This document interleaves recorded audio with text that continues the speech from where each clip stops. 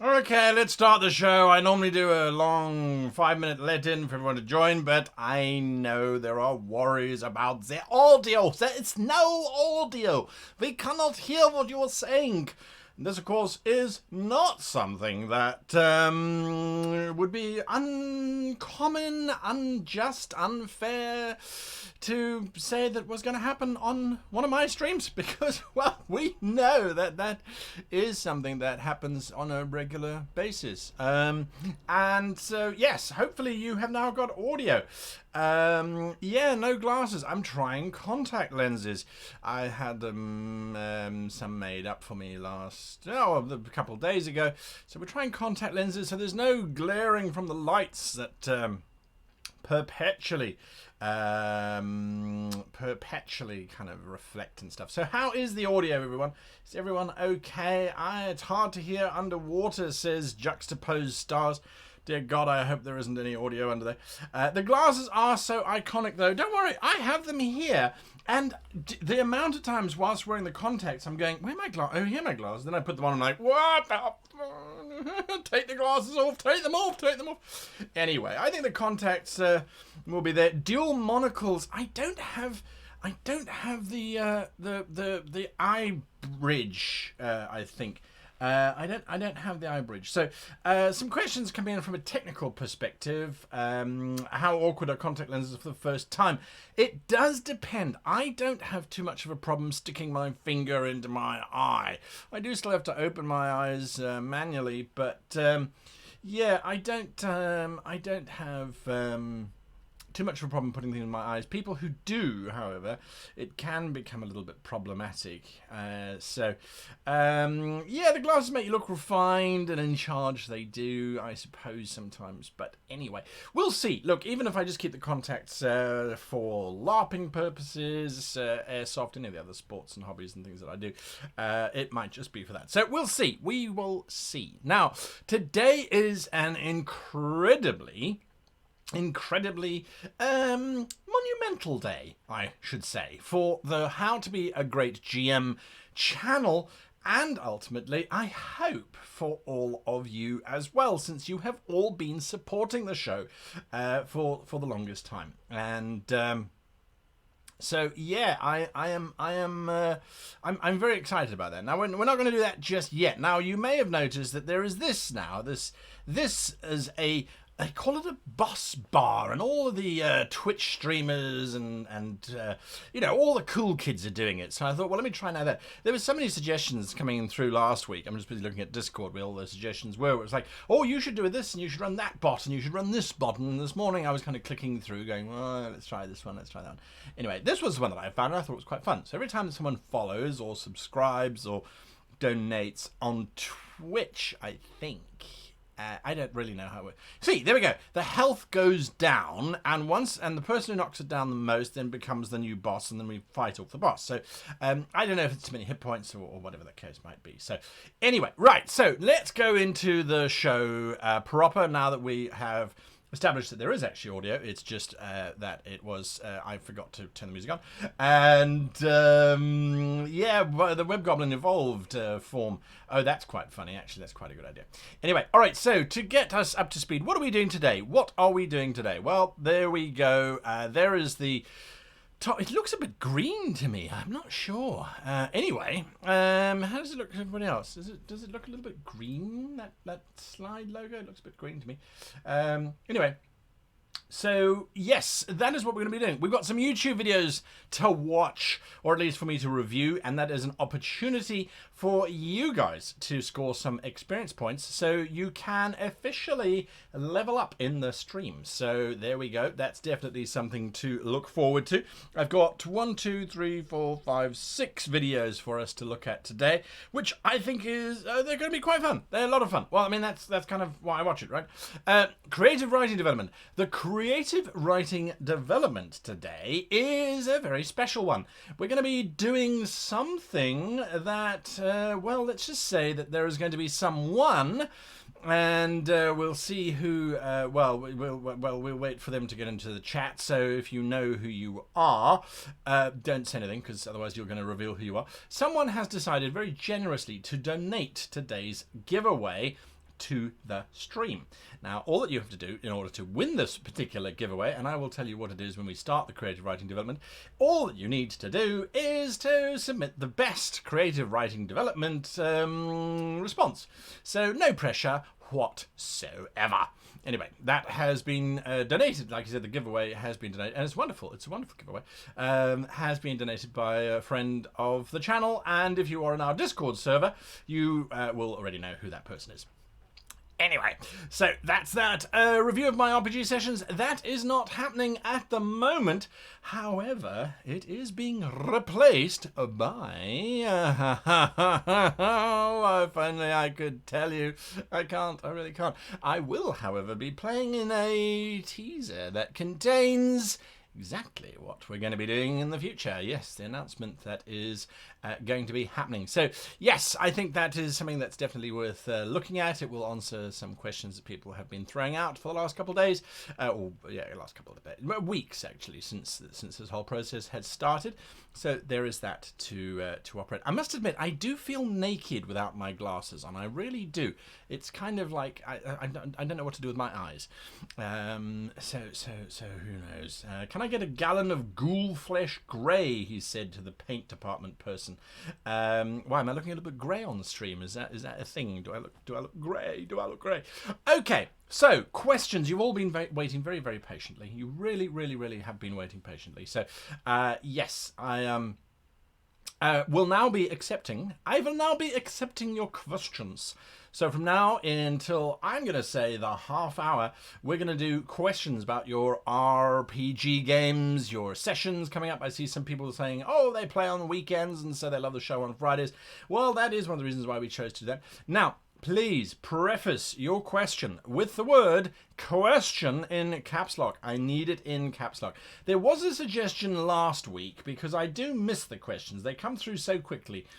Usually we get to a couple hundred people watching the show. So they really come through question. Nigel, thank you so much for that.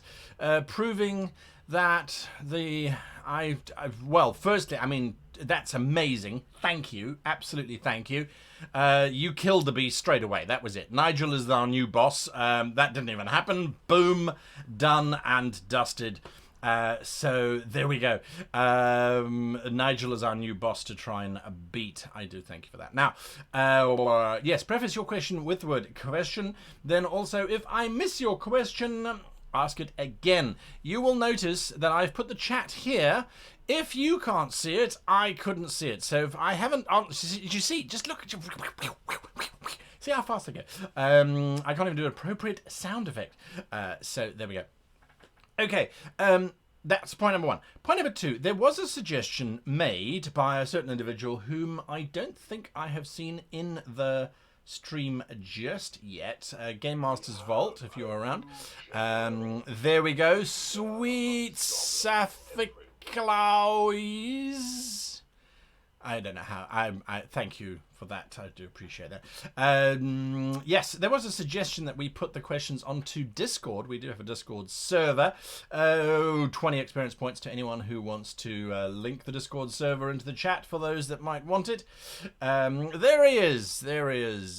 Game Master's Vault is in here. He suggested that we actually put the questions, rather than doing them live here, we transfer them onto Discord, so you can ask them on Discord, which means that they will then sit in perpetuity in a special space on Discord, where then I can reflect upon them and bring them back to the show the following week, or other people could answer them. So let us know your thoughts on that one, as it would be pretty cool to get that. So there we go. Stranger and Red coming in very close in terms of handing over the Discord link. I see that it allowed Reds through but not Strangers through. I don't know why. That is what it is. Okay, so that was it, Delsy Gamer. I think you got it on Twitch. I could be wrong, but I think that's definitely XP to you. Right, so questions that I mean the questions have already flown through. Those of you that were quick on the mark have unfortunately been too quick. Gone. Okay. Fubnin asks, how would you run a combat encounter outside D&D's turn-based combat system? Look, it's always a case of trying to make sure that you are balancing the time that the players have in terms of being able to make their characters shine. So when you don't have a turn-based system, the question then starts to be asked, how do you make sure that your players feel as if they are contributing towards that combat system, or the combat, in a meaningful way? What I would suggest you do, and this does sometimes happen even in a turn-based system, where you have a character who is doing something far more complex and something far more difficult than could be possibly achieved in a round-by-round based system. So a quick example that comes off of the top of my mind is a game that I was running.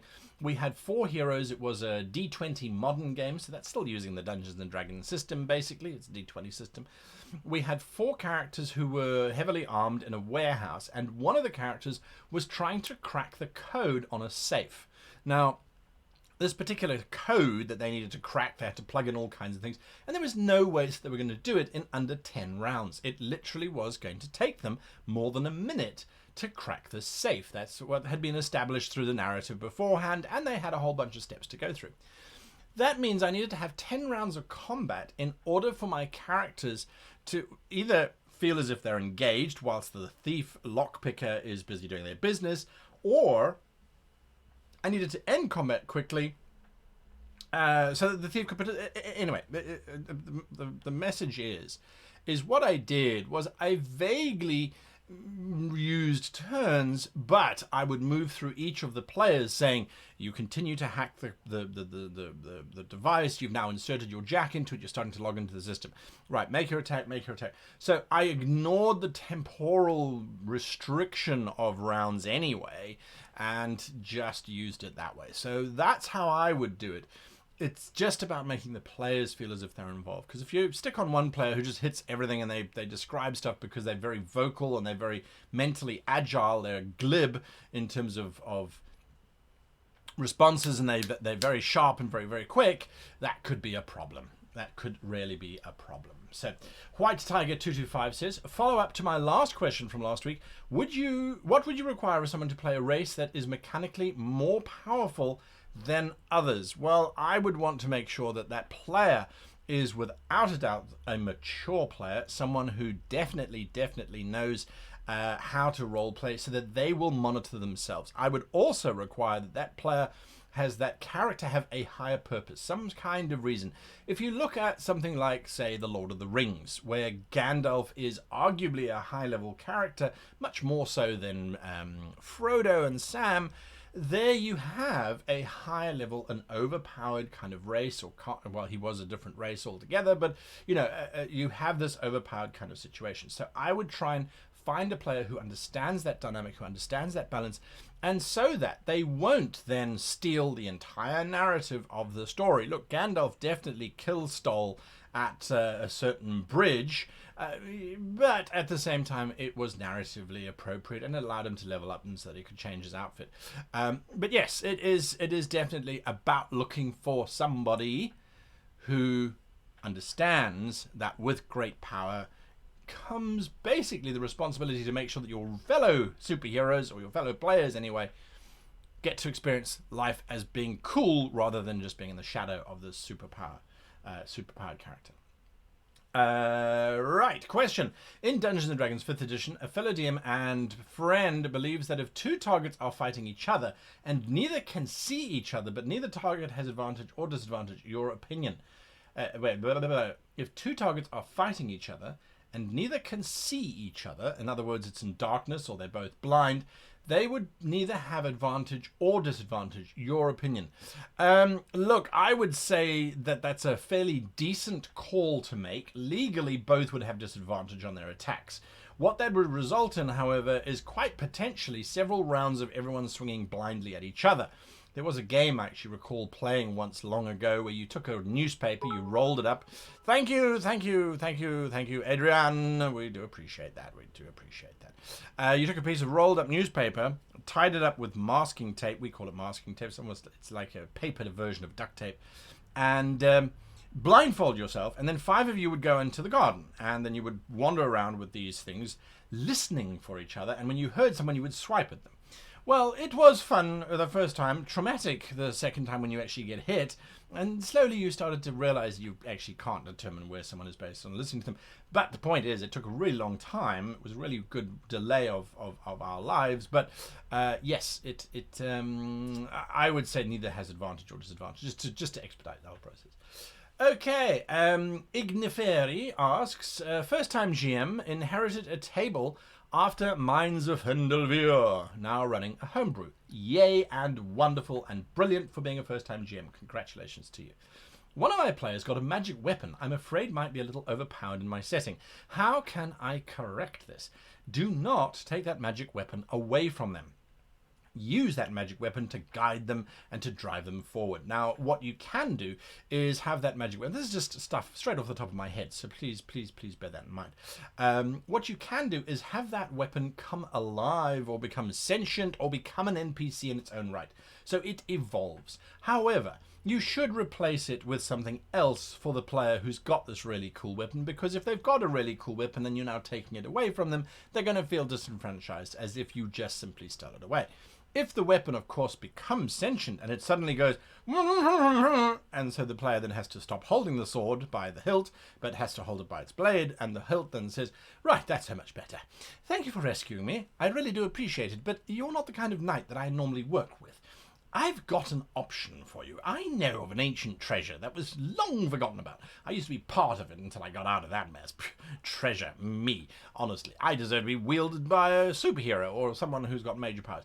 I would then get them to go on a quest and go and find replacement treasure for everybody in the party, so you can upskill everybody rather than just having one player being overpowered. That's one option. Like I said, stealing it, taking it away, breaking it, nerfing it, it's never a good call. Now, someone is trying to ask a Star Trek question. I'm sure they're trying to ask a Star Trek question because I saw Star Trek popping up, but phew, it's all gone.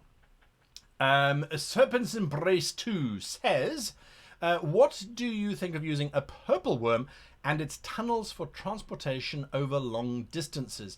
It's a great idea, but purple worms are incredibly powerful and very dangerous. I would love to see how they are controlled. If it's through magical means, how do they prevent the interruption of said purple worms? And how much is it going to cost? Now, the purple worm itself, when you think of a worm, it would have to drag a carriage behind it, which I quite like, because the Dune idea of, oh, we're going to ride on its back, whilst it tunnels a hole specifically for its size, and nothing on top of it.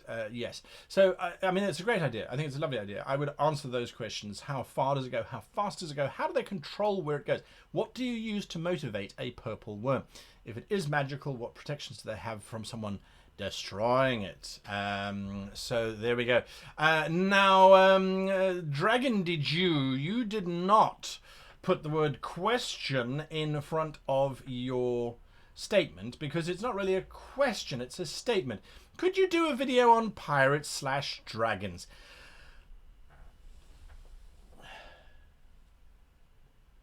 Yeah, perhaps I say to you, perhaps. Right, Angus Boys says, my group has semi-regular weekly sessions, but all the players seem to be avoiding attending for a couple weeks now. Should I pack it in, Agnes Boys, if they're all trying to not attend? A message is being sent. Now, it could be that, and this happens, I hated it when that happened. If you are still in college, if you're still in university, if you're still sort of in your early 20s and life is still full of enjoyment and fun, or if you're in your mid-early 30s and life is still of enjoyment and fun, and then suddenly your friends start to have babies and get married, or they start to graduate and start getting jobs and doing all that sort of adulting and that sort of thing, it does happen that people do just get busy. I would have a look at it. I would see whether their excuses are consistent, whether they are things like, well, my geyser started to erupt. And it's like, well, we don't have geysers in this country. Well, that was why it was so surprising when it exploded. You know, try and interrogate those kinds of things. Try and look at that and see what happens. Tony Brucher asks, I'm running a short Star Trek campaign where our players are cadets in the academy. Excellent. Their first session will be a science facility that gets attacked. How do I keep the PCs interested? I would keep the PCs interested. If they are students. Obviously, the thing that's going to come to mind is that these students are going to save the day somehow, because all of the people who are running the station are incompetent and can't do their job. That's what I think most people will expect. I would give them the complete opposite. I would have the students be required to take a shuttle and go to a nearby spatial anomaly or to a planet's surface to do something to save the station. So whilst the station is busy being stabilized by its commander and the crew, the cadets are on their own little mission trying to do something else. So it's not like they're stealing any thunder from the space station, but it is like they themselves are doing something. And then I would have them crash or fail so that the said space station then has to come and save them, whilst at the same time them saving themselves and the like. So I would have a look at that and make it personal. Always make it personal. That would be my absolute suggestion. We've got 1 minute, so that means 1 more minute of questions. Question. Inhuman Militia. In my first D&D game, where I've actually created my first character, great, yay, but there are times where in combat that I feel like my GM is protecting me passively by having sudden target changes. Okay, well, I wouldn't look upon that as a poor reflection of yourself. I would look upon that as a poor reflection of your GM, who has overpowered a creature to face off against your character. I think that if you are aware of these kinds of things, raise it with your GM. There's nothing wrong with saying after the session, not during the session, after the session, saying, well, to be perfectly honest with you, kind of feels like you're protecting my character. Is that what you're doing? Do I need to improve my character's armor class? Am I making mistakes during combat that you need to compensate for? Turn the question to your fellow players. Make it in-game. So have your character turn to the other characters after a combat and say, lads, do you notice how after every single during every single combat that I'm involved in, I'm assuming that's your PC's voice, I don't know why, every single combat that I'm involved in, the monsters are starting to beat down upon me, and I start to bleed, and then suddenly they turn around and go somewhere else, and they fight one of you lot. Well, I want to know, why is that? What is it that causes them to do that? I want to know. Now I'm starting to cough. Oh, look at that. Thank you, Terratum. So I would turn it into a party discussion and have the character ask the other characters, hey, well, why the hell am I always the one that's not being attacked or being shot at or whatever the case might be? So there we are. All right, pause your questions. Pause your questions. Please stop asking questions. We do not want any more questions. Leave them alone. All right, so no more questions. For now, we will come back to them. I swear upon my soulless corpse that we definitely will have more questions coming up. So save your questions for now. I won't be looking at questions. What we are going to do now is we are going to turn our attention to destroying Nigel. Nigel must be destroyed. Look at him. He's got how many hit points left? 1,280? You can do it. Destroy Nigel. Anyway, whilst we're talking about destroying Nigel, we're going to go and look at some YouTube videos that I think you should go and have a look at. Now, the first YouTube video... Oh, wait a minute. Let me give you some rules now. Some rules. Okay, so the rules are... If you are the first person to find the YouTube video and link it correctly so that the fellow viewers can find the video and go and watch it, you will score yourself... I'm feeling generous today. You will score yourself 100 experience points. That's right. You will score yourself 100 experience points. That's it. 100 experience points per successful link. Now, there are some professional linkers here. There are some professional linkers. So they are very quick on the button. So that is very, very dangerous. Now, Nigel is someone who donated $20 in Super Chat to the stream. That's how you can destroy Nigel. Nigel can be destroyed by subscribing, by donations, by bits. How else can we do that? I'm not sure. Anyway, so there are a couple ways of destroying Nigel. He is one of the viewers, as a matter of fact, who donated very, very, very, very nicely. So there we go. Now, Eric is definitely the man to beat. Eric, he, him, Eziel, as you can see in the chat. He is quick on the draw, but so is Stranger, I've noticed in the past. So be prepared. Be prepared. Anyway, Right, I'm very excited for that movie, by the way. I am very excited for that movie, if you know the movie that I am talking about. Anyway, so there we go. 100. I need so many more to get to level 3. Well, yes, officially you can. Eric, as you notice, is level 2. Look at him, having changed his title very quickly. I don't think you can do that in YouTube. So anyway, right. So you need them to be more specific. What one feels is too narrow. Okay, so that's answering somebody else. Good. I love it when we answer and other people add and contribute. I think that's awesome. Okay, so the first video in which too much with this is what we must watch. I'm going to send you to this place. And you're going to go, huh? Bear it in mind. It is a thought that one must pin. Soundsmith. Soundsmith is the name of the YouTube channel, and the video itself is any of them. Any of them. Soundsmith. Go to Soundsmith and have a look at his channel. I'm sending you there for a reason. I'm not going to tell you what that reason is. But go and have a look at Soundsmith. But you can look now, very briefly, so you can sort of like it or subscribe to it or follow it. But. There we go. Inhuman Militia. Bingo. Off of the mark. Beating Alisar. Beating Gridian. Just beating Zach Maples. Hello, Zach. But Dido's gone as well. So there we go. I don't have to authorize in Twitch. Twitch automatically does it, right? Please tell me Twitch automatically does it. Thank God. It's only YouTube that I have to actually post in. So there we go. There are the links. That is to Soundsmith. Soundsmith. Why Soundsmith, I hear you asking. I'll answer that probably in an hour. So, yeah, you're going to have to bank on holding on to that one. Keep that one in your little noggins.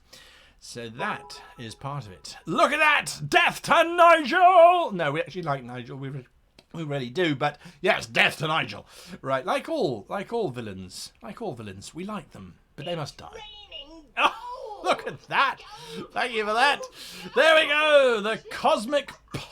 Postman has taken over. Postman. The Cosmic Postman is now our new monster. Well done. Fantastic. Right, so, sorry, Nigel, you were kicked out of that one. Okay, that is the Soundsmith. So, 100 experience points to Inhuman Militia on YouTube, and 100 points, I believe, to... Who got it on Twitch? It doesn't show me on Twitch. I think Dead Aussie Gamer got it on Twitch, did he? Did he? I'm not sure. You guys can monitor and regulate yourselves, but I think that's how it went. Anyway, lovely. Okay, please hold your questions until we've gone through all of the YouTube videos. I've got only a few more to go. Someone whom I hope is a friend. They're certainly an online friend anyway. Someone I very much admire has done a wonderful video this week, and it's actually quite a relevant one considering the questions that have been coming through. I've seen a lot of people sort of saying, oh, what about this system? What's your favorite RP system? What's your favorite this? What's your favorite that? And so, Seth Skorkowski, Changing Systems, running different RPGs. Seth Skorkowski, Changing Systems. That's his video this week. Definitely worth watching. I love his channel. He's got such a dry sense of humor, and he's so deadpan, and then he does these amazing skits. If you haven't seen his channel before, it is well worth watching. Now, normally he is busy doing reviews and looking at things. Zach Maple, bingo, you got it there. Yeah, so normally he is doing reviews and things, and of different modules and the like. This time he's looking at the very serious question of how do you change the system that your players are used to, and what happens. Now, yeah, that's something that we're going to have to definitely look at. Now, Roffelmoo, I see you saying there, is this another World Anvil event type of thing? No, this is not that. This is your questions, me giving you answers, as well as talking about stuff on YouTube that you should have a look at. YouTube videos that you should have a look at this week. We're going to go through that. We're going to go back to questions a little bit later on. World Anvil does feature today because they have. Well, let me go straight to their video actually. So I've done Seth Skorkowski. Some good timing coming through there. Dado looks like Twitch got it. Yeah, so lots and lots of stuff. Yes, Seth collab when, Sam Lobato asks. Absolutely, yes. Absolutely good question to ask. We have been talking about it, but you know, he crafts his video. He really is an artist. Yeah, I just kind of I talk a lot. Okay, so since World Anvil was mentioned, they release videos every week where they talk about world building and the like. But this week they released, so this is World Anvil Building released a video called The 5 Most Common Mistakes with Fantasy Races. Now, this I absolutely adored. I watched this video. Janet's crazy. She's absolutely crazy. But her commentary makes absolute sense when she's talking about Eric has obviously been watching that video. Wait, I've got to get into so Zach Maples again. Zach, that's like 200 experience points already. You are going to be leveling up like a madman. So well done on that one. Yeah, so World Anvil is going through the 5 common mistakes that we make with races, and I really like that because we actually built a race last week. We built the Merfolk in this particular stream. So yeah, it's a very good video to watch, very interesting video to watch. So have a look at that World Anvil building, and that's enough from me on that. Let's then go to a video which I would have liked more of, but which I was still inspired by anyway. DM's Craft Troll Bridge. Now, if you don't get excited by this Troll Bridge, I don't know what. Now, he shows us very briefly how he made it, and I would have liked to have seen a little bit more of the techniques that he used. He kind of describes them, but I would have liked to have seen more of the techniques. So that's DM's Craft Troll Bridge. Now, DM's Craft has got an interesting link to this channel. Well, kind of. He has an affiliation, a partnership, I should say, with another GM who's based in Australia, but is actually from South Africa. And you'll see the two of them working in this particular video, where they talk about how they used Troll Bridge and how they made Troll Bridge as well, which is pretty damned awesome. I think anyway.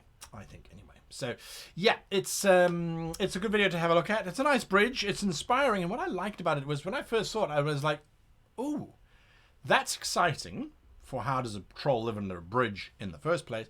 The build was exciting, but also the shape felt very organic rather than constructed. So I really like that. I really like that. So there we go. It's raining! Dead Aussie Gamer, thank you for that. Appreciate that. You've now taken over. Dead Aussie Gamer is now the monster to defeat. The monster to beat. Look at that. Absolutely lovely. Yep, so that's DM's Craft. Let's go to Nerdarchy. Nerdarchy's next. That's the D&D party composition, cohesion, and tactics. Now, I've done videos on party cohesion and tactics before. They obviously delve into it a lot more. The way that the two of them handle it, Ted and Dave, I absolutely enjoy the banter that goes on between those two crazy folk. Now, Nerdarchy, I turn to Nerdarchy all the time. I think we have a very good relationship, actually. Dave and I are frequently talking to each other on Facebook. It's like, oh, we tried this, what did you do? And you tried that, and you know, how do we respond? How do we make shows better for you guys? You know, how can we advance and progress? And yeah, they're a good bunch of role players. I am looking forward to Gen Con. And I'm going to tell you a little bit more about Gen Con later on in the show, so hold on to your hats for that one. Right, let's get through this. That's Nerdarchy. That's Nerdarchy Party Cohesion. Oh, look at all these things I missed here. I'm just going to link these. I'm not sure. I wasn't watching. Who got it first? Was it Inhuman Militia, who seems to be inhuman? I'm not sure. Anyway, you guys will have to moderate. That's Troll Bridge. Very nicely laid out there. Okay, so yes, Nerdarchy, lots of fun. So there we are. The last video that I wanted to talk about, because I haven't finished watching it yet, and I'm actually quite excited to watch this video. You know, one of the things that people say is, oh, Dungeons and Dragons. It's been around forever, and it's got rules for everything. It actually doesn't. There's lots of spaces where they just don't have rules, or they've kind of got a paragraph going, well, it's sort of, this is how you do it. Sorry, how do you do it? It's just that there's so many different options and solutions and workarounds and maths and all those sort of fancy things that it can become a little daunting, or they don't have rules. So we kind of, have to interpret and cross-reference and all that kind of stuff. I'm going to tell you a funny story about that in a couple of weeks' time, so remind me there. So we are looking for our last YouTube channel to have a look at. I should actually do this, then I'm not looking so far away, but then I've got to hold the book, so then I can't do the thing. I need more hands. Now, Dungeon Dudes. Dungeon Dudes Mounted Combat Guide for Dungeons & Dragons. Dungeon Dudes Mounted Combat Guide. So, Dungeon Dudes, I mean, they're a new channel, and they're huge. They're like 70,000 people already. That's absolutely amazing. Dungeon Dudes are a lot of fun. They are very enthusiastic, and I think they bring an interesting twist sometimes to what they're talking about. And Zach Maples got it straight away in YouTube, absolutely just killing it.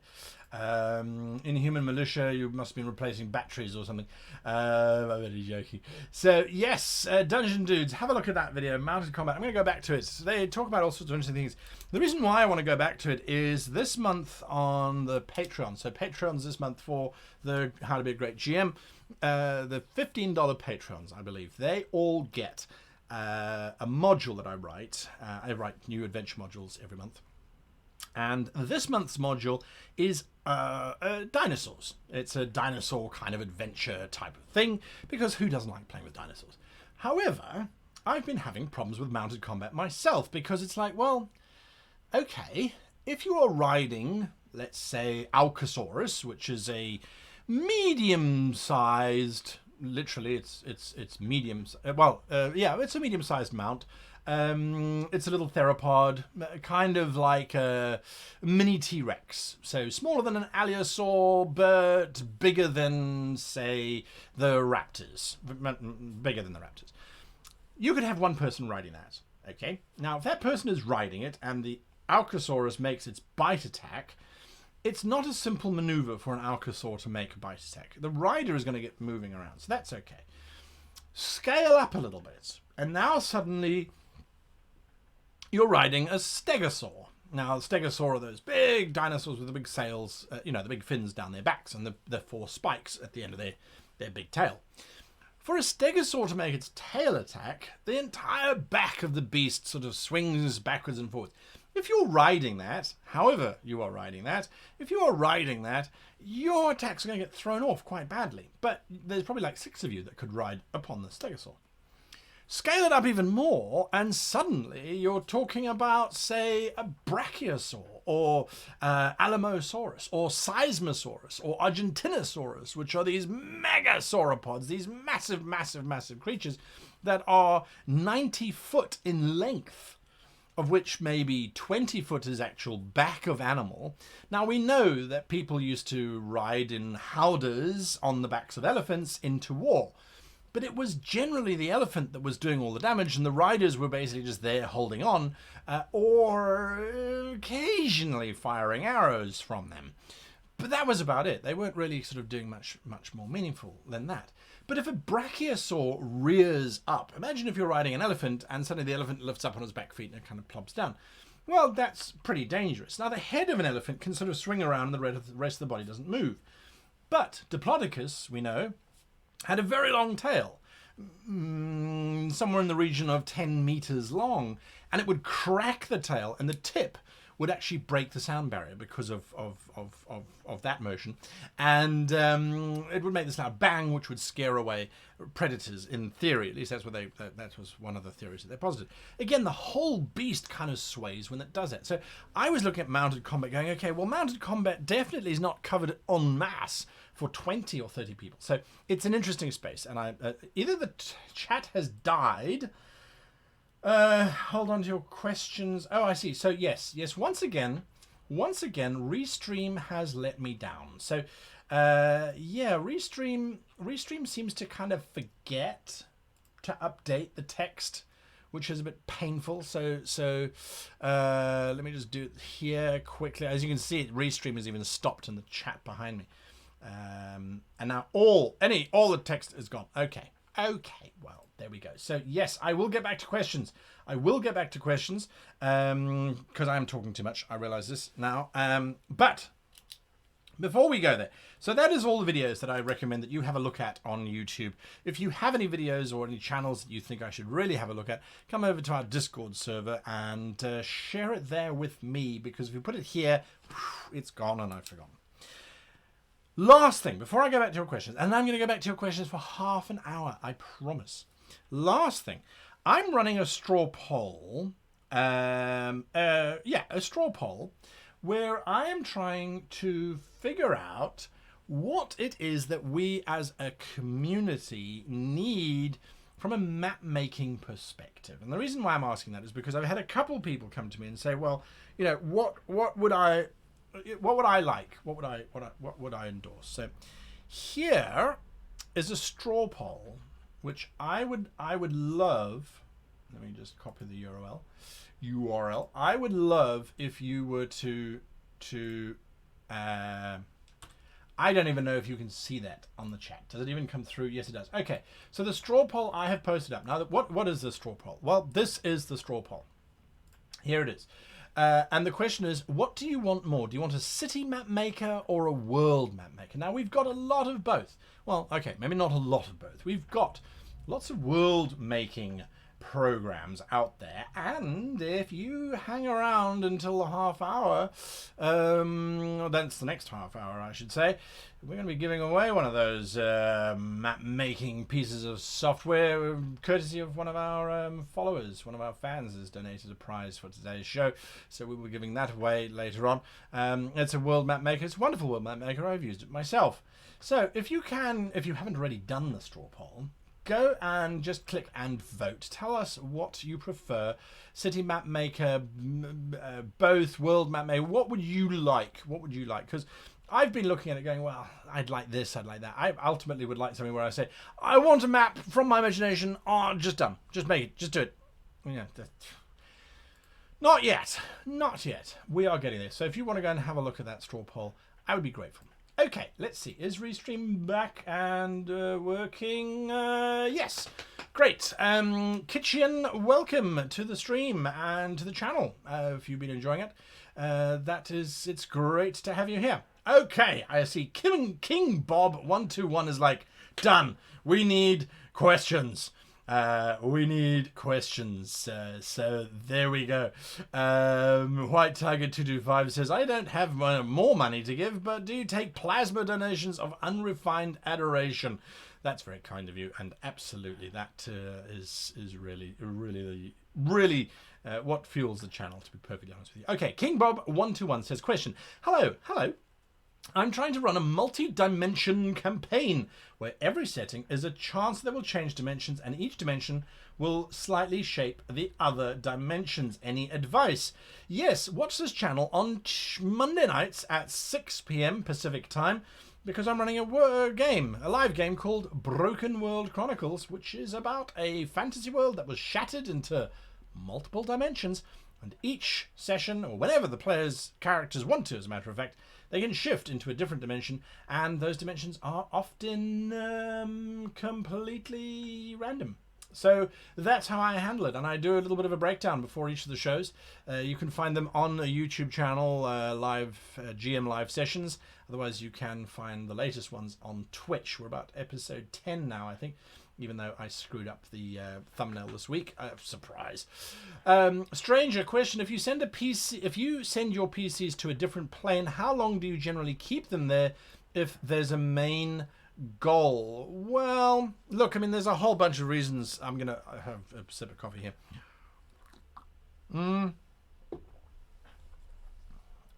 Sending them to the plane implies that there was someone who was in charge. Which is fine. That's not a problem. They would have given them a mandate or a specific requirement. I would keep them there as long as the players seem interested. If the players start to go, what are we doing? Oh, God, yes, Plane of Fire. Okay, let's get through this. If that's the kind of response you're getting, change it up. Move the location. Move the goal. Does it have to be on the Plane of Fire? Because they have to meet an NPC, or they have to find an ancient artifact, or they need to rescue somebody or they need to witness something, move it somewhere else. So I usually try and gauge the interest of the players to see whether I keep the PCs. Keep, because I don't like the idea of saying, well, I am the one who's keeping you where you are. No, I don't like that. They can go where they need to go. Move the target. Move the target, that's all I'm saying. Angie Martin, hello from Michigan. Hello, Michigan.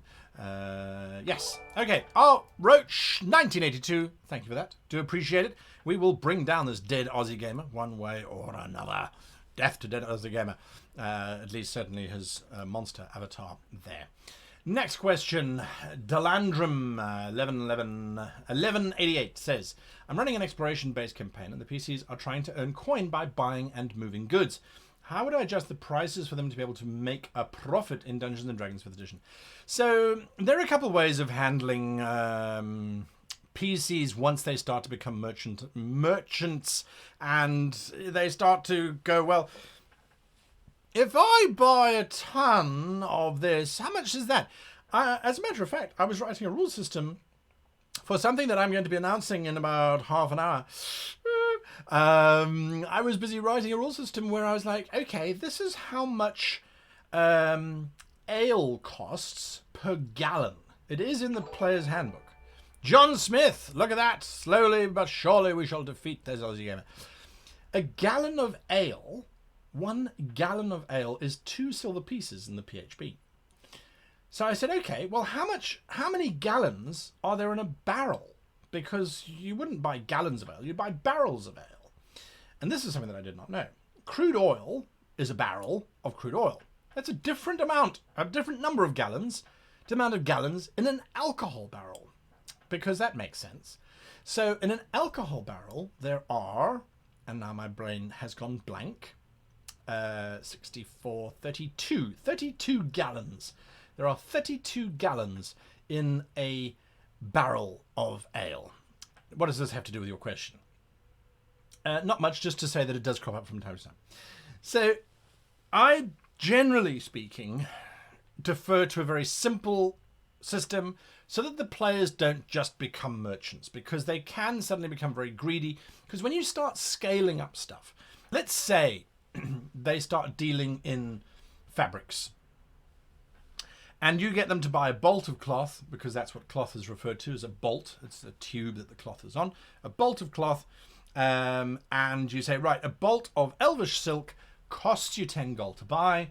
You take it from the elvish territories to the human territories, and now suddenly you are you're going to sell it for 15 gold. And the players go, okay, I buy 1,000 bolts, and then I transport it using magic over there. So now I've just, made a fortune. So yeah, it becomes a problem. So what I usually do is players buy stuff in one city, they go somewhere else, and then I get them to give me a persuasion check or a performance check or a deception check, depending on what system you're using. It's some kind of personalized selling check, something that gets them to sell their merchandise. And if they succeed, for every point or number or percent that they exceed over by, that is the percentage that they make on profit. So it's a very simple system, very easily gamed, very easily manipulated, but that's how I do it. And how do I determine how difficult it is? Well, it depends on how rare the item is that they're selling, how desperate people are for that commodity. So if they do research and they go, okay, wool is really in need in the south, and they take wool to the south, the DC for the persuasion check, this is in Dungeons and Dragons terms, might be 13.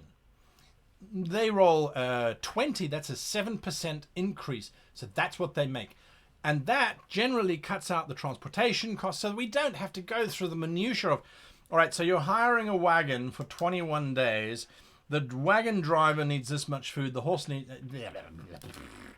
Just unless that's the point of your game. I have had games where the players have loved that. They've absolutely adored it. And let me tell you, that puts you on your tails. So I see that a whiskey barrel. So Zach Maples is coming in here and he's correcting me, which I absolutely love it. A beer barrel is standardized in the US to 31 gallons. It might have been 31. I think I said 32, but I think it's 31. 31 sounds more appropriate. And then 52 for a whiskey barrel. Well, yes, but I did say ale, which kind of anyway. So yeah, these are sort of great things. Okay, right, boom, done. That was that one question that took forever. Stranger asks, how is it that you're getting all of your questions through? What is your view on PCs deciding to go merchant's route? Just covered that. Not going to come back to the one. Ashley McCart says, I have a player who's great while creating, but basically turns into an audience member when the game itself starts up. He's building interesting things, but just turns mute for half the game. So, two things to do there. One, ask them at the end of a session if they had fun and if they are enjoying themselves, and look at how enthusiastic they are about attending next week's session. If they loved it, if they said, oh, it was great, it was so cool, I loved it when Baldar did this, and I loved it when so-and-so did that, and I love it when this did that.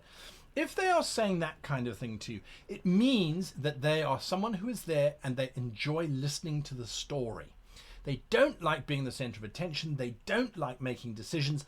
They are there because they think it's so cool to listen to everybody else tell the story. Don't try and force them to participate either. Don't try and hook them in. They are there to listen and to enjoy. So unless they are distracting the other players, just be grateful that you have one less person to a degree, interact with. Make sure that their character gets attention from every now and again. Throw them something every now and again, but nothing huge. Don't don't try and force them to become the center of attention.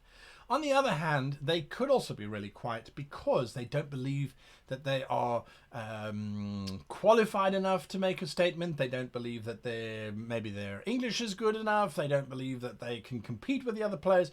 So something to look at would be party dynamics, to see how they handle each other outside of the game. How do they handle each other in social interaction? So there is definitely something to look at. Generally speaking, people who invest a lot of time in characters but then don't play them at the table, it's one of those two. It could be many other things, but chat to them and see what they like.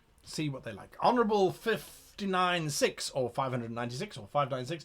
How would you handle the mechanical difficulties of multiple limbs, particularly with wearing armor not likely built with extra limbs in mind? Well, to be perfectly honest with you, I would simply say that they can't be worn.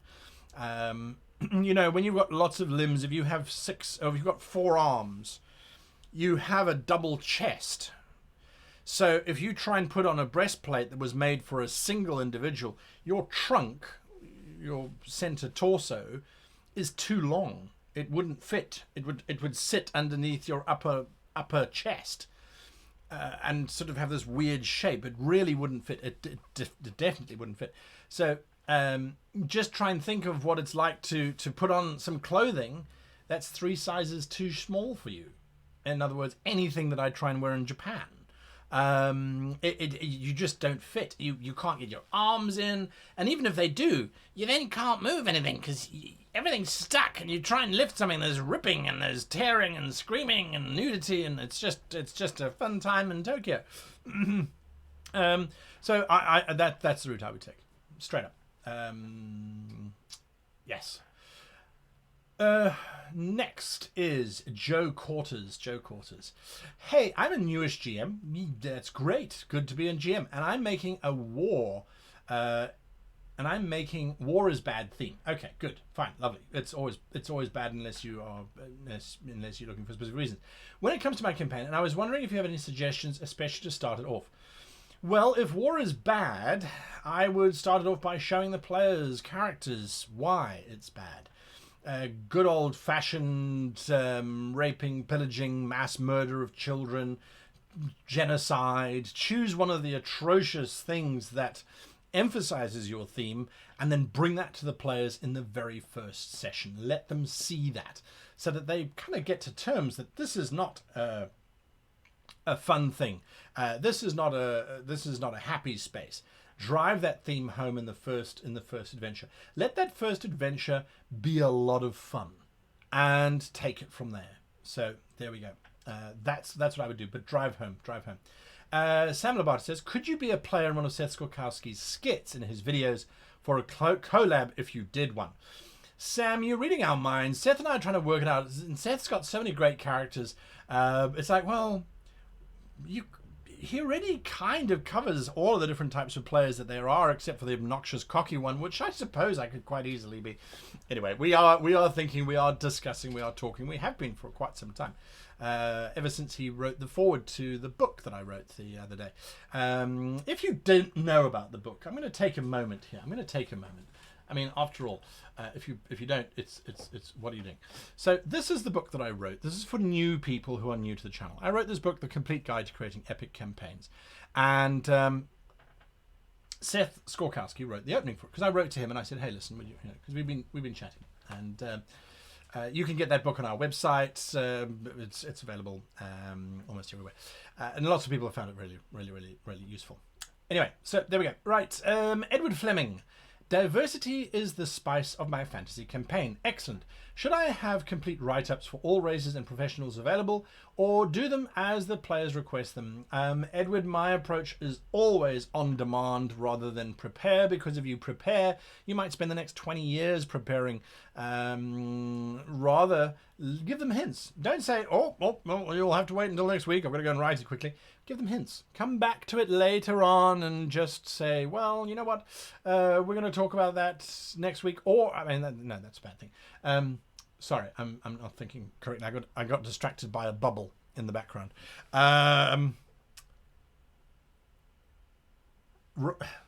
Chain of thought gone. Rather, drop a few things that are on top of your mind about that race. You bump into merfolk. The merfolk greet you by raising their tail fins behind them, but above their heads, creating this amazing crest that fans out behind them whilst they blow bubbles in your direction. Throw out a few little tidbits and then come back again. So there we are. Evie Lee says, have you ever played with Matt Mercer? I have not. I have had the good fortune of playing with Ruti and Satine Phoenix from Maze Arcana. I have played with the Game Master's Vault. I've played with Dead Aussie Gamer. I've played with a couple of the, internet greats, Nerdarchy and Taking 20 and XP to level 3, the usual crowd that I like to hang with. I haven't played with Matt Mercer. I would love to. I really would love to. I'm going to be doing a series coming up. Spoiler alert. And this is not the big announcement. But I'm going to be doing a series of videos moving forward where we unpack some of the styles of some of the big GMs. Matthew Mercer, Colville, the like, to see what they have and how you can do the same thing. Because of this whole sort of Matthew Mercer thing, he's kind of top of mind at the moment. So there we are. Even Rodenbush says, I have built my world, but how do I create the first session and begin the story? Evan, it is a very good question. There are a couple of videos I have starting your campaign. Pops to mind. That's the first video that I can think of for you to have a look at. Starting your campaign, your first adventure, session 0 is also something good to have a look at. Without a doubt, will put you on the right course. Generally, I would say start your story at the most exciting point that leads to the story. So that is something that I would do. Rocio Silverroot, or Rocio Silverroot. Rocio Silverroot says, what is the worst thing about survival RPGs and how do I avoid them in my game? The worst thing about survival RPGs, I think, is players' characters who can't contribute. They've created characters who are not so survival oriented, something along those lines. I would look at how to make survival RPGs more inclusive, how to diversify as well. When you think of a survival setting, the Alien movies, Aliens 1, 2, 3, and 4, are survival. People are surviving a harsh environment. Very different to something like Survivor or things along those lines. So look at what they did differently. Differently is that it's not the environment that's after them, it's the predators that's after them. Look then at where the environment is after the characters. The challenge is with survival RPGs it gets a bit much after a while. You need to every now and again pause and not do survival. Let them find a place of respite from the dangers that they've been surviving from. Let them relax, let them enjoy, let them build a bit of community, and then rip it all away so they can carry on running and screaming. That would be a top suggestion. Alistair Lachlan says, I've got 2 cultures going to war. Suggestions on handling more of a 4X-like combat, controlling platoons and such. I have done some videos on mass combat. It's not 4X in the slightest, it's actually the exact opposite, where the player's character's actions determine the outcomes of the battles, not controlled by the GM really whatsoever. You don't even roll dice necessarily to see how things come out. Doing it 4X style, there are a couple of questions that come to mind. Why not just play a 4X game? Because the micromanagement is what I think makes those games so much fun. That's my personal opinion. I don't have any knowledge of games that are overly complicated in terms of mass combat rules, aside from saying, well, you could also just look at playing, say, Warhammer 40k or Warhammer Fantasy and playing an Armageddon style where you have all of those mechanics in place for platoon combat and platoon actions and things like that. So yeah, I would look at it from that perspective. Again, is it going to slow down the story? Is it going to cause the players to sit there going, well, while the GM busy rolls for all of the platoons fighting against each other, I guess we can take a short rest, or actually a long rest and then another long rest? That would be my main aversion. Tony Downey asked a question and it's gone. Tony, please repost, otherwise it's gone. Let's see, next question. Igniferi says, just started running a homebrew, and it's bounced. Just started running a homebrew, and I'm planning on having 2 big bad end games working against the PCs as well as each other. Do you know a good way to work this out? Yes. Firstly, the 2 big bads, you must establish immediately that they are definitely working against one another. That way, later on, once the PCs have started to gain power, they can discover that the 2 big bads are now working with each other, and then towards the end of it, they will discover that each of the 2 big bads is actually still working against each other. They just agreed to work together because they thought it was going to help, but it turned out just that they were getting information on each other. And so then you have them both hiring the PCs to fight against each other, and that allows your PCs to outfox the 2 big bads into getting them into the final battle where all 3 of them are playing against one another. And so there isn't a particular balance of power anywhere in any one shape or form. If the PCs do join one of the big bads, the balance of power shifts to that particular group and the PCs become evil.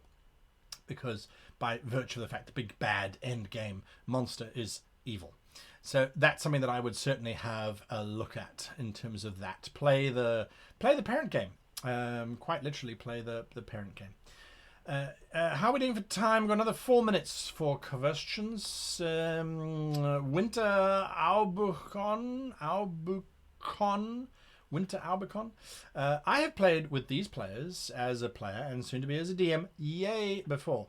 They have a habit of adopting big bad end games. Any hints of how to stop them without stealing or killing? They adopt big bad end games. They adopt the Lich. They can start working for the Lich, absolutely. Are they so powerful that they can adopt these individuals? I would also have bounty hunters coming after them. We know that you have adopted the dragon. We know that the dragon is evil, so you must be evil. We're hunting you down. Thank you for playing. Yeah, I would show the consequences of their actions. If they want to join a big bad, well, then so be it. These are the things that will happen. Ribbon Kitten says, any advice for a new gem for a simpler RPG like Tales of Equestria? And how about adapting existing characters into fan-playable characters? I will raise my hand and say that I do not know what Tales of Equestria is, but if it is a simpler RPG, simpler RPGs simply mean that the mechanics don't get in the way. Focus on the story. I mean, I advocate that you focus on the story regardless of how complicated the system is, and when the system becomes too complicated and there's not enough time to focus on the story because you're focused on the system, then you're basically playing a board game or a tabletop Warhammer, a war game sort of simulator type of thing. So in terms of adopting or adapting existing characters into playable characters, that certainly is doable. You need to check with the fans, though, your players, whether they are happy to do that or not. If I was handed a character from, let's say, Star Trek, and I was told, all right, you're going to play Lieutenant Worf, it would be fun for maybe an episode or two, but after a while I would want to express my own inner characters, perhaps. So chat to them about that, see what they think before you make a decision there. Christopher Olsen says, would you roleplay a blood hunter in a dark fantasy? How would you roleplay a blood hunter in a dark fantasy? You know, I do talk about characters that are hunted in a video that I did a couple of weeks ago. I would make sure to definitely let the sense of fear of being caught, of capturing, I would bring that to the whole side of things. This is a very serious situation that the character finds himself in, so I would focus on that. I would look at that. Remedia Happy Man says, there are many YouTuber GMs that give great advice about running a narrative-focused game. Absolutely. However, I think as a game master, I'm more of a simulationist. Any channel suggestions for me? As a simulationist, mechanics become, I would say, arguably the platform from which you should operate. So I would look at channels like Taking 20. He goes into mechanics. I would look at the Dungeon Dudes. Dungeon Dudes are quite mechanical focused. Nerdarchy is quite mechanically focused. We all talk about story because that is part of the entire situation. From your perspective as a simulationist, you would still need to establish, or at least initially create the conditions for narratives to start running anyway. You simulate, well, you have a duke who's in power and he has a certain craving. He's going to follow certain actions. Those are things that you're going to have to look at. And even if you want to use tables and things to determine outcomes, etc., that's still not a problem. That initial premise needs to be there. It is something, and there is something to be said for doing it that way. If you look at Dungeons and Dragons, the books have, since inception, always had tables for random dungeons, random towns, random encounters, random islands, random underwater features, random all kinds of things. So it is definitely something to have a look at. But yeah, I would look at those channels. They're much more rules focused, and in terms of interpreting the rules as well, which I think certainly would be of use. Okay, last question, and then I'm pausing it for now. There's still so many questions coming through. I'm going to pause questions for now. I'm pausing questions for now. Right. So this is the last one. Kate Anchin asks, I'm DMing for a college group, and the semester is going to end before the campaign concludes. Advice on getting it to a satisfying endpoint without rushing it. Cliffhanger. You want the guys to come back and be ready and fresh to face it. So even if you don't, figure out a twist or a reveal. Find an NPC that you incorporated in an adventure weeks or months ago and bring them back with a dramatic display. Maybe one of them is actually a god and they reveal themselves to the player characters in the last moments before you conclude the episode, or before you conclude your session. Make it a big one. Go big or go home. So there we are. Absolutely. Have a look at that. Now, no more questions. Hold your questions, please. Hold your questions. I see there has a question that's been coming through. Questions about disabilities, mental problems, psychological learning disabilities and the like. I will handle that question once you remind me when we come back to it. Okay, so we are now moving into is our VIP present? I'm just looking at Discord over here just to make sure that they are present and accounted for. Are you here in the stream? I'm asking on Discord, not here, so we, it's all mysterious. Oh, mysterious. Oh, what's going on? Oh, it's the giveaway. It is the giveaway. So here we go. This is what we're going to be doing. This is a giveaway, and it is also part of the Creative Writing Challenge. Now, the Creative Writing Challenge is something that we do from time to time on the show. And it allows you to flex your creative powers. Alistair Lockland is asking, there's a Discord? Question mark, exclamation mark, question mark. Yes, there is. And the first person to give Alistair the link, gets 50 experience points. 50 experience points because, well, oh, look at that. Stranger was like, boom, boom, before it even asked you, the Stranger, you get 50 experience points. You must be like level 4 by now, Stranger. Or level 3 at the very least. So there you go. You've got the link. Boom, it's all yours. Take it away, Alistair. Join us. Come and say hello. I like you. And here are my questions. And I want to talk with all sorts of wonderful, lovely people. All right, so come and do that. Absolutely. Come and do that. Okie doke. So, our judge is present in the channel. And this is the Creative Writing Challenge. You are going to get presented with something. This is slightly different from what we normally do. You're going to get presented with something, and you're going to create a very short sentence, not the sentence of the channel, not someone who's having difficulty and is having, not that one, but you're going to create a sentence that describes what we are seeing, and in particular, what caused the scene to happen. So we are looking for inspiration. So, in the chat, Twitch or on YouTube, you are going to write, this is my idea. Now, our judge, I'm going to ask you, Judge, to also join the YouTube channel, if you can, so that you can watch both chats. The judge will be looking at your submissions, and they will judge the submission. That wins the giveaway prize of an edition of Wonderdraft. Now, Wonderdraft is an amazing map-making program. It creates these wonderful global maps. Very, very, very cool, very fun to play with. I've used it on the channel multiple times. If you want to head over to WASD20, that's Taking 20 Nate. He does videos, a whole bunch of videos on that. So go have a look at his videos as well. He's about to reach 100,000 subscribers. He's on 99,500. The guy must be sitting there sweating. I know I certainly was when we were getting that close. So go and have a look at that. Wonderdraft, as donated by our judge. I mean, it's absolutely amazing that this has happened. So, what is it that you must describe? What is it that you must describe? I want you, if you recall, to tell me, to tell me how I'm breaking this, to tell me what happened in this scene. What caused this image, and I can't actually do it live, which is a bugger up, so I'm going to do it this way. What happened? I'm scrolling up the map. Wait a minute. I think I can. Wait. Hopefully this doesn't break everything. What happened in this scene? So here we have the bottom of the scene. I'm going to describe it for you in case it's not clear. We've got the skull of a big thing. Don't know what it is. And some bones. We've got some strange white substance. We've got a cannon. We've got some coral, purple coral down here. If we scroll up a little bit, we've got some bones.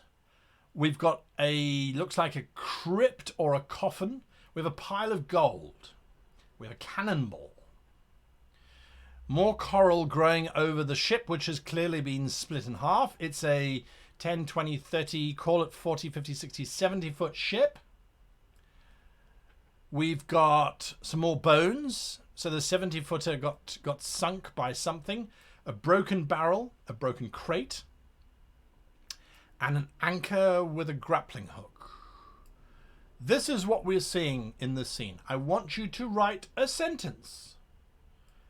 A sentence in the chat as to what happened. What caused this scene? And don't say it was the great GM using DungeonFog to make the map. Because yes, that's what caused the scene to happen. But that is not what I'm looking for. I am looking for a creative solution to what happened to that. What happened to that? So, Judge, I hope you are ready. Here are some submissions. Stranger writes, a dragon fell from the sky, smashing through the ship our group of level 1 adventurers have gathered on to head towards their fate. 15 levels later, they have returned to salvage precious items lost. Kate Anchan, a wind elemental used to power the ship, broke free and destroyed the ship, sending its archaeological finds to the deep. Lots of ideas. Love them coming through. A party yacht gone wrong. The giant skeleton sea creature destroyed the ship in half before being killed. Creative solutions to what we saw. Creative solutions. Tiberius the wizard attempted a ritual while sailing and said, oops. Oh, that has happened. A prisoner broke free on the ship. One of tremendous power. Sky pirates lost a battle against a creature of legend. Rips the ship in half and the remains sink. Slippery Joe lost a game of dice and in protest put his bag of holding into a portable hole, destroying the boat instantly. Roland the torch holder sneezed and dropped the torch on the gun deck of the salvaged ship. Oh dear, oh dear, oh dear, oh dear. The ship was carrying a cursed artifact that lured a sea kraken. Did we get air krakens? I do like that idea. Okay, we'll let this run for a little bit. If you haven't, I love all these suggestions that are coming through. As you dive to the warm waters of the reef, your party witnesses the Kraken cult's latest offering.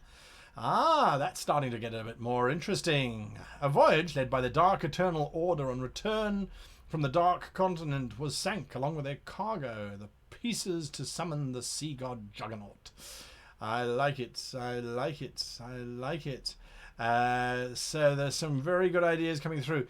The strongest ideas, and I hope that you guys are seeing this, because this is the part. This is the point of. This is the whole point of the creative writing challenge, is that we try and exert ourselves and push ourselves forward. The stories that jump out are the stories that offer us more than just what they're saying. So they hint. There's a dark cult for some ritual. There's more to it. So I get engaged going, well, what is that more? How do I embrace that? How do I get involved in that? Whereas if we're just describing an event, the event is done. It's past tense. It is over. I can't participate in that event. It might hint at potential future options, but it doesn't give me any tangible actionables. So we talk about what can I action from that statement. So as a GM, as a player, if you give me an event, I can't, or it doesn't engage me as much as if you give me ideas. So that's something that we can look at without a doubt, and something that you should look at when you are being creative is how are you enticing me to want to know more, rather than giving me facts, giving me statements, giving me events. So add that to your repository of creative writing. We have had so many options coming through. I hope our judge is busy looking at them, busy going through them all and deciding upon that. I'm going to give our judge, I'm going to say 5 more minutes for everyone to submit. And then I'm going to give our judge 15 minutes to decide. And we'll see what we go there. Captain Redmond, hunting the legendary Iku Turos, stared down the monster charging. Dodging a broadside of cannons, it dived hard and drove up through the vessel's belly and split in half. Some very interesting things. Okay, so there we go. That is busy happening.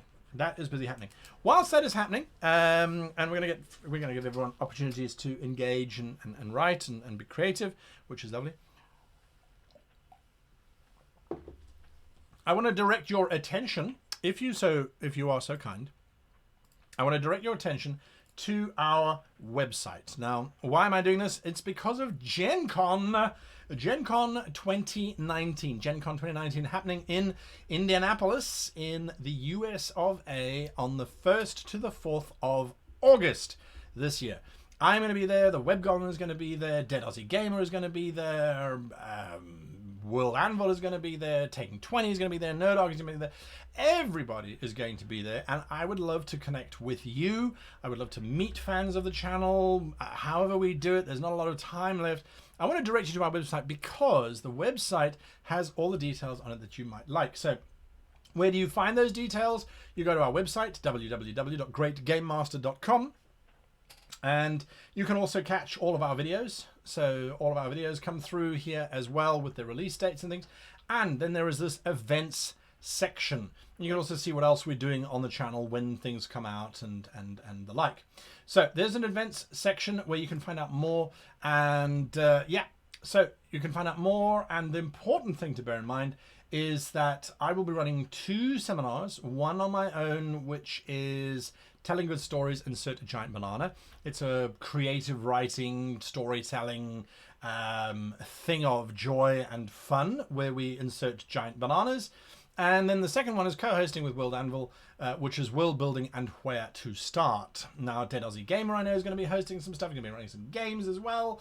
So there's lots and lots of fun stuff happening. How and where do you book for these? Because if you are new to Gen Con, you have to book to get tickets to attend these things. Both of my events are free. There's a Gen Con cost, but I don't know what those are. These are the codes that you want to look at. SEM 19, 14, 61, 77, blah, blah, blah, blah, blah. So the codes are here. So when you go to the Gen Con website, as you can see, WebGoblin has put them all. This is what the WebGoblin does, by the way. If this is one of the many things that the WebGoblin does. Because I send him all of this written stuff and he goes and he makes it all pretty and here's where you can follow everything and just find it.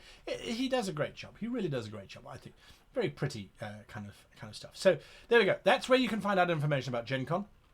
If you go over to our Discord, we've got a channel that is called Gen Con.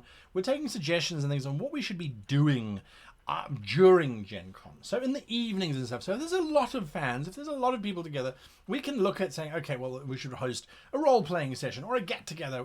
You know, when I was in the UK and we were doing the Horde Con, we had dinner beforehand and we had breakfast. It was just a blast. In Finland, it was great. We had a blast. We had breakfast together for 2 hours. It was lovely. Absolutely, absolutely lovely. So have a look at that. If you are going to be in Gen Con, let us know. Join the conversation. It's always fun. Always fun to meet people. So there we go.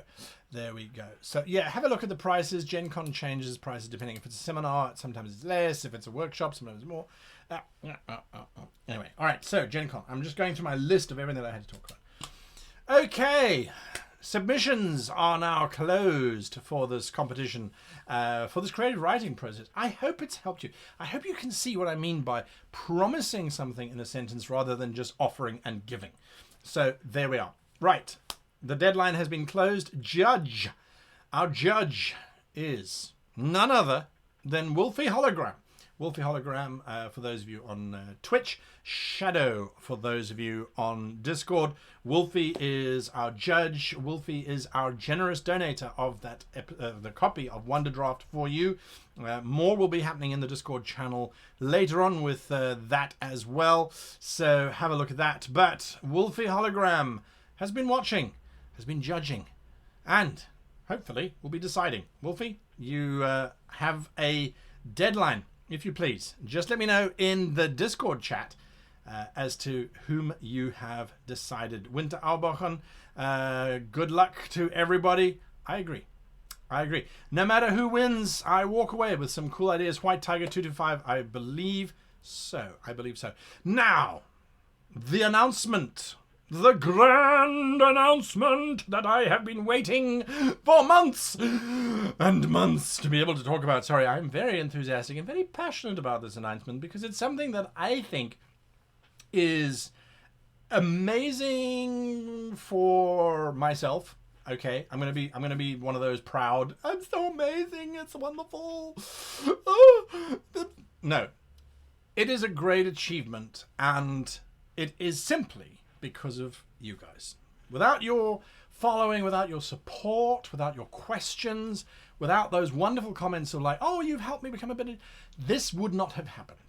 So this is because of you guys. And I truly mean that. I'm not doing the whole, oh, yeah, It is really because if you had not been asking questions, if you had not been prompting, if you had not been saying, hey, where's the video? Hope you're feeling better. Da, da, da. If you guys had not been supporting, if you hadn't been contributing and making sure that it is possible for an entity like myself to exist, this would not have happened. So this is because of you guys, and I'm hoping that this is going to help everybody because we are going to have so much fun. What is it? Hold your hats. This is it.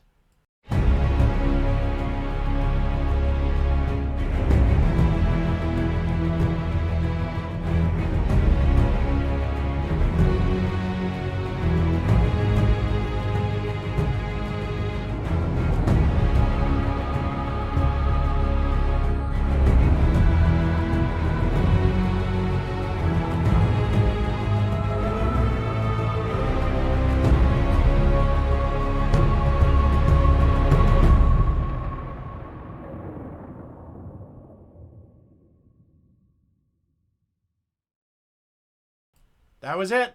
I hope you're as excited as I am.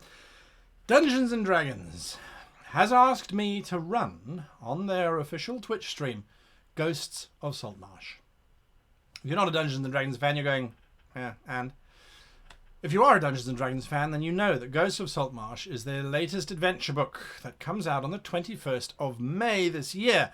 You can get it through our website. You can get it from anywhere, basically, from the 21st of May. Now, it is a collection of adventures from the 80s, the 90s, the later, the noughties, even sooner than that.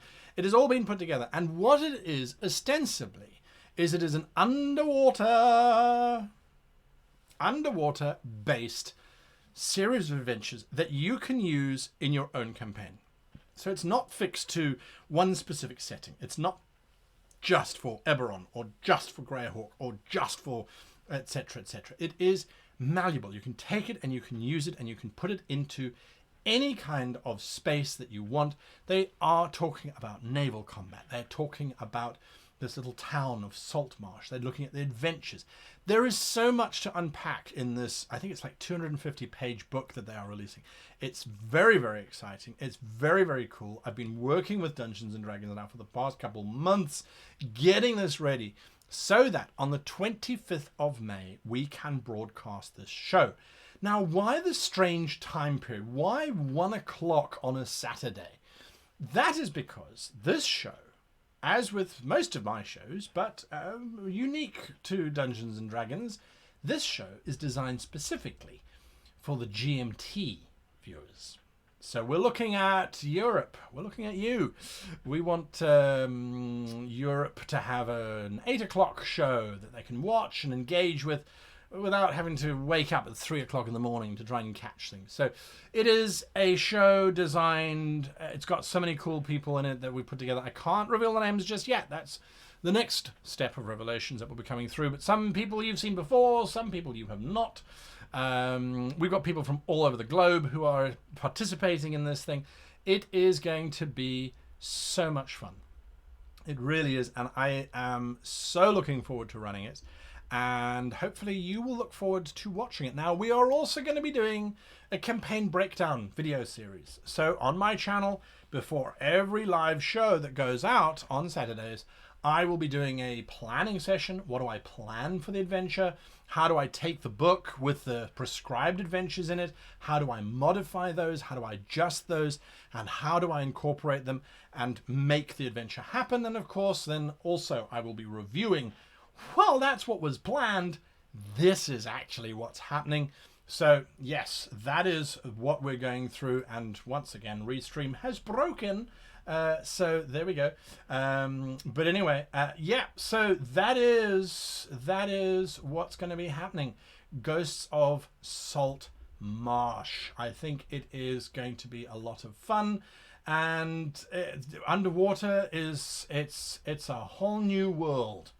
It really, really, really is. So yes, those streams will be available, I think, mainly for Europe. Of course, if you're in the States, you can definitely watch them lunchtime, 1 o'clock on a Saturday afternoon, or you can catch the repeats as usual. So that is the big announcement that I have been waiting for. Now, that links me back to Soundsmith. Did you notice the music? Did you notice the music in the piece? If you want me to run it again, just let me know. Just say, please run that trailer again. But yes, to be officially recognized as by Dungeons & Dragons as being someone of capability to run one of their new adventure packs is really awesome. So I'm really excited about that. And yeah, the music was awesome. And where did it come from? Well, it came from Soundsmith, that YouTube channel that I directed to you to at the very beginning of the show. Soundsmith has come on board and will be writing some amazing music.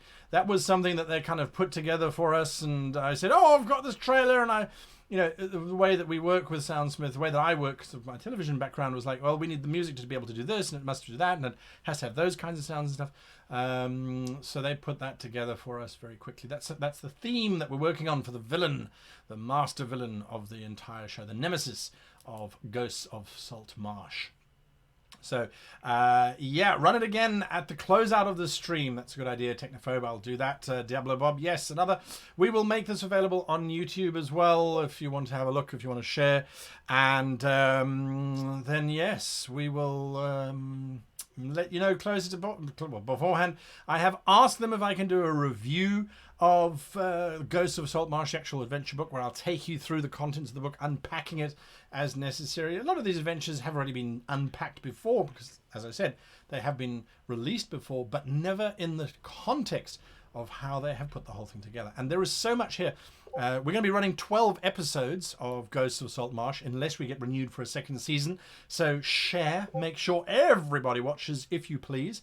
That beeping sound, by the way, is the judge. Wolfie Hologram has made their decisions. I'm going to come to them now shortly. But make sure everybody watches the show if we get renewed for a second season. That would be brilliant because there is so much in the book that I cannot handle. I can't cover it all. I said 12 sessions of 2 hours each.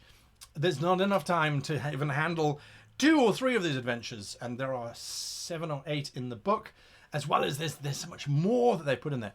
Anyway, it's going to be a lot of fun to have a look at that. Okay, so that was the big announcement. So you're going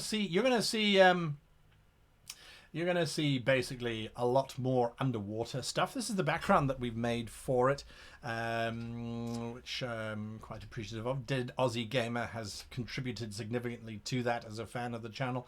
So thank you to you, Michael, for that. I really do appreciate it. Okay, let's have a look at all of the pinging and binging. And let's see. So our judge is saying to me, in my ear, my judge is saying to me, I've just got to read it quickly. I have 3 finalists. 3 finalists.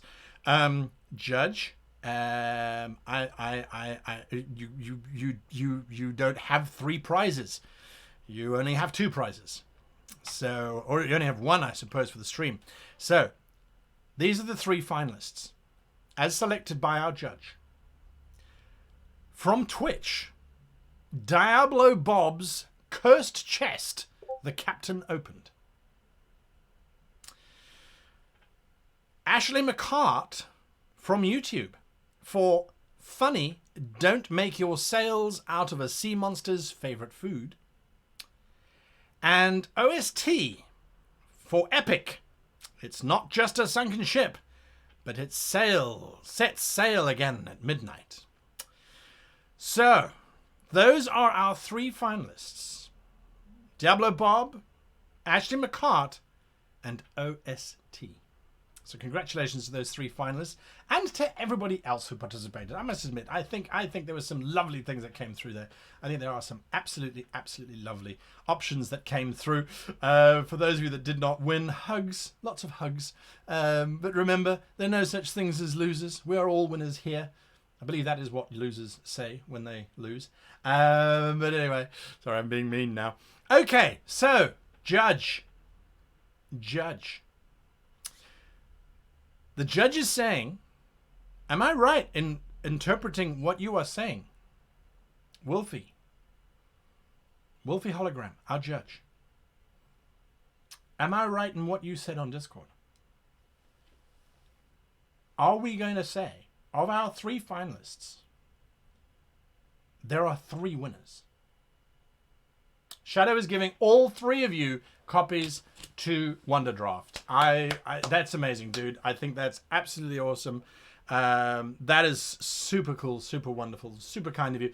And might I just say, when this whole thing got floated to me, when the whole thing got sent through to me, so OST, Ashley McCart, and Diablo Bob connect up with Wolfie Hologram. Connect up, link together, chat, share, because Wolfie will set you up with those Wonderdrafts. Now, Wolfie was chatting away in Discord and was like, oh, I got these copies, these keys, and I really like the community that we have here on Discord. And I really like the community that we have on Discord. I jump in not as often, and I would really like to jump in more, but the thing has been so busy trying to organize this that I didn't get in as much as I would like to. But when I jump in, it's like there's things chatting, there people are talking, and there's answering questions, and there's world building, and there's rules problem solving, and there's community building. It is absolutely a wonderful Discord, made more so by having people like Wolfie there who's like, I want to share, I want to give out to people who don't necessarily have. So that is super cool. That is super amazing. Thank you for doing that, Wolfie. We really do appreciate that. Totally do appreciate that. Okay, so that's it. That is what I have. Lots of talking from me, lots of excitement. I'm so relieved to be able to announce this, the fact that we've got Ghosts of Saltmarsh. It really, like I said, we have been working for a very long time to make this happen. Wolfie is on Discord, so if you want to, maybe it's easiest just to do that. Join Discord, and you can chat and connect up with Wolfie without sort of sharing all your personal information online. So thank you again for that, Wolfie. On Discord, Wolfie is known as Shadow. So there we are. Right, now questions. We've got some time before the show is over, and that means you can ask questions. We've got 16 minutes. So if you have any questions outstanding, if you have any questions about Ghost of Saltmarsh, if you have any questions about Honourable 596's question, ask them now. Honourable 596 says, I made a character based on a grown-up version of Little Red Riding Hood. Only the big bad wolf was a werewolf, and Little Red herself became a fanatical huntress of werewolves. Which character background would you recommend in 5th edition for her? Folk hero comes to mind. How did she survive the wolf encounter with Grandma? Was it the hunter, the woodsman who came in and killed the wolf? Or was it actually Little Red? In which case, then perhaps she became this folk hero wolf slayer. So I would say maybe folk hero would be an idea to go with, perhaps. I don't usually look for backstories that help enhance the current character situation, because the backstory should inform the current character situation, just by the way. So that is something that I would have a look at. Eddie Spurrell says, do you have any suggestions on how I can get my players to take faster turns to speed up combat?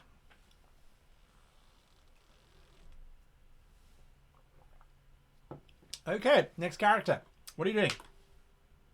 I call it the 5-second pudgy hand rule. What you do is quite simply introduce it. You can say to your players, listen guys, combat's taking way too long. You know your initiative order.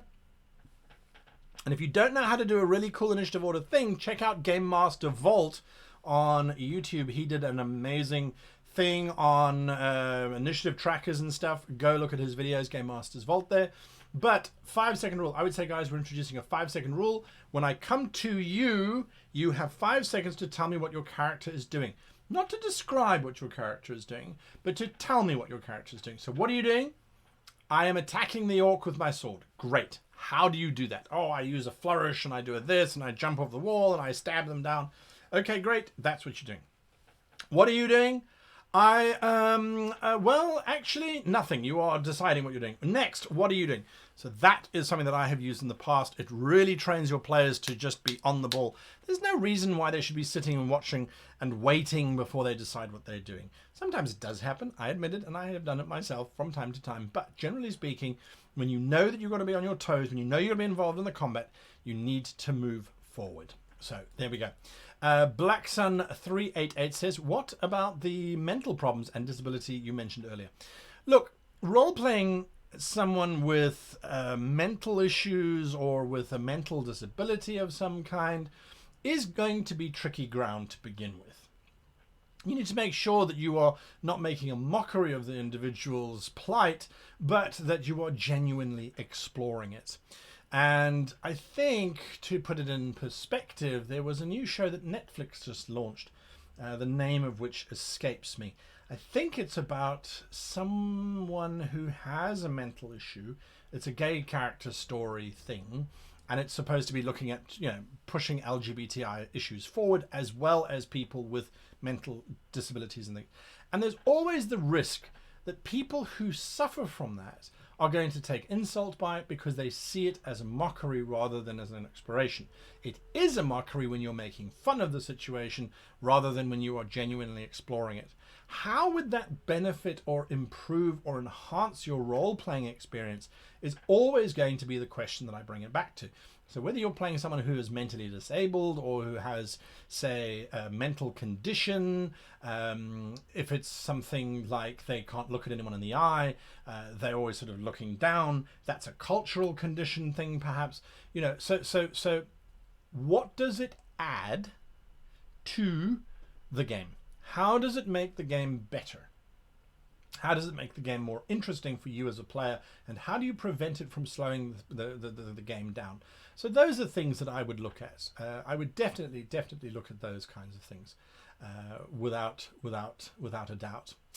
Alflurian says, I'm playing a Triton Barbarian. Which archetype would better fit the Triton society and psychology? Would you recommend other classes as opposed to Barbarian and Paladin? Many thanks. Well, the Barbarian Totem Barbarian could be pretty cool, where instead of bear you could put whale, instead of wolf you could put shark. That could be quite a lot of fun. I'm not familiar with all of the later editions, the later versions of Barbarians that have come out. Tritons are pretty cool though, but I don't think the Triton race has been released officially as a 5th edition playable race, unless I'm greatly mistaken. So there we go. Dylan Hicks says, my campaign is set in a Spelljammer setting. Oh, it's an old-fashioned setting, lots of fun. And my characters are just getting off their first planet. The setting is in the middle of a Cold War. How do I get them involved with the conflict?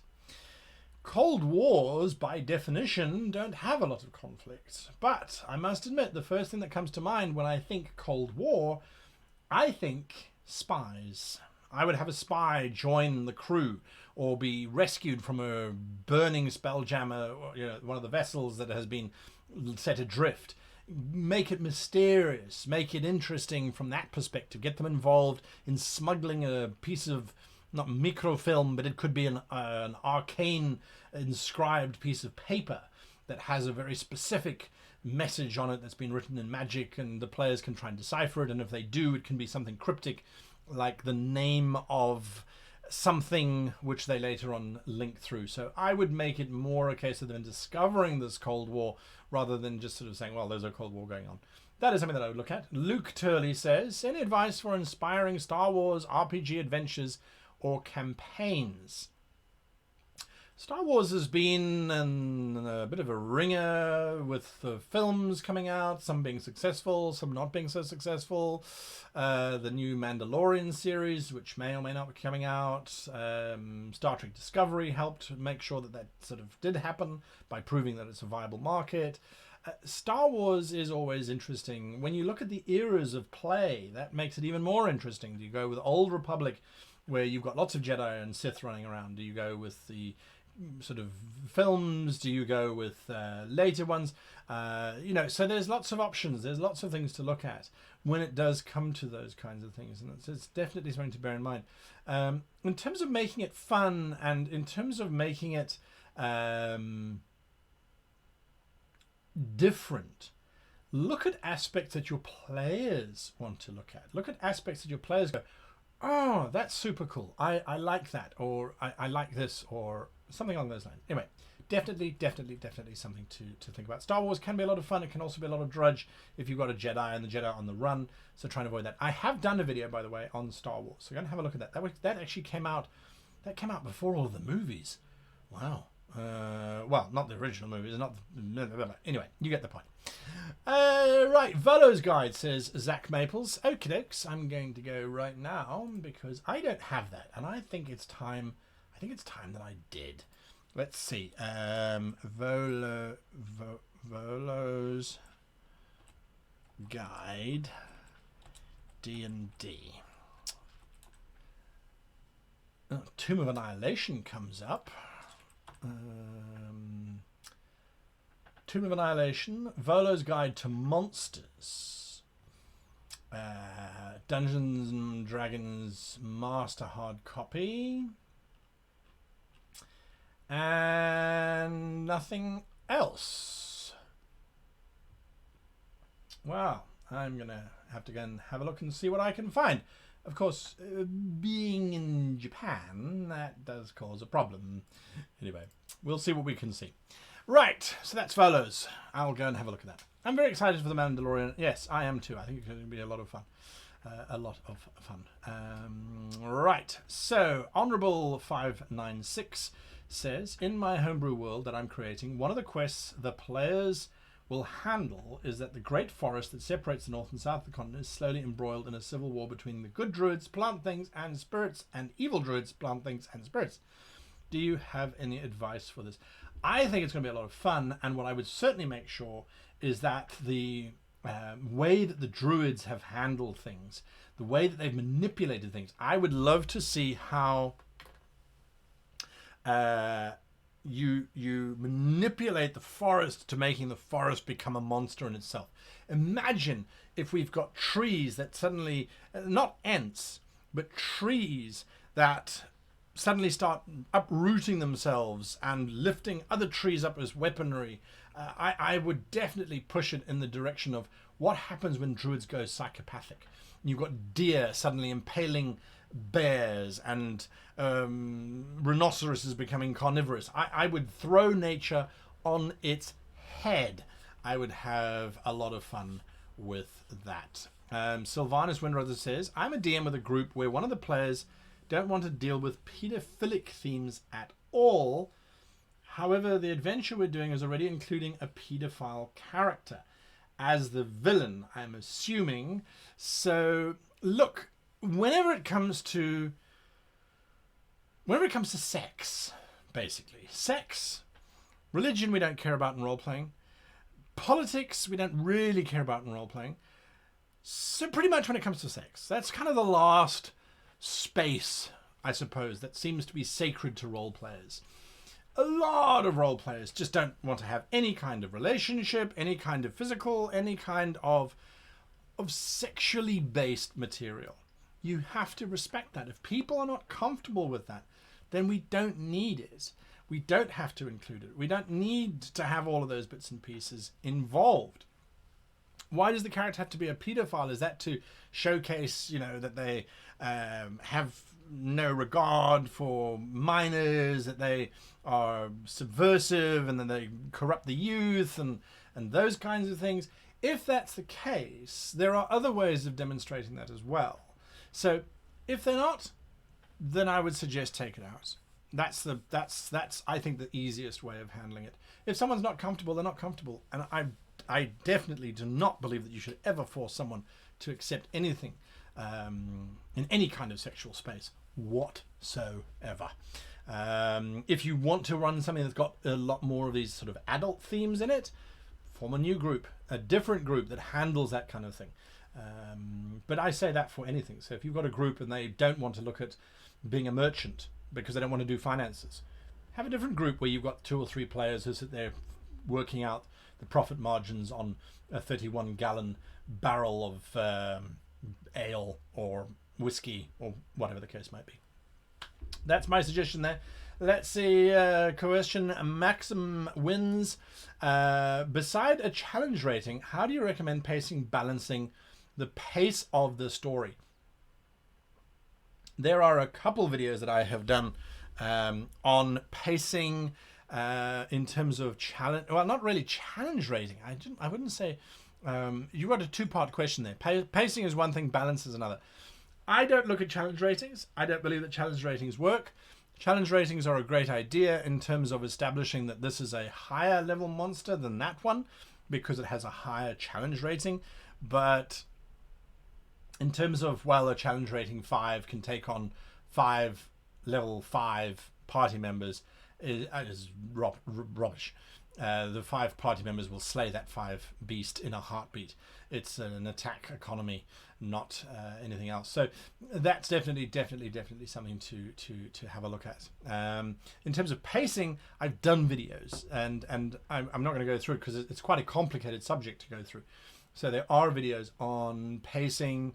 I think it's actually called How to Pace Your Game, timing, how to time your game. It's actually recently just come out. Literally, it's the math calculation of timing.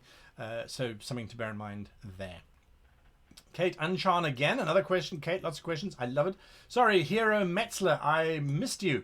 I started a campaign on the fly with no preparation. Not an unusual case.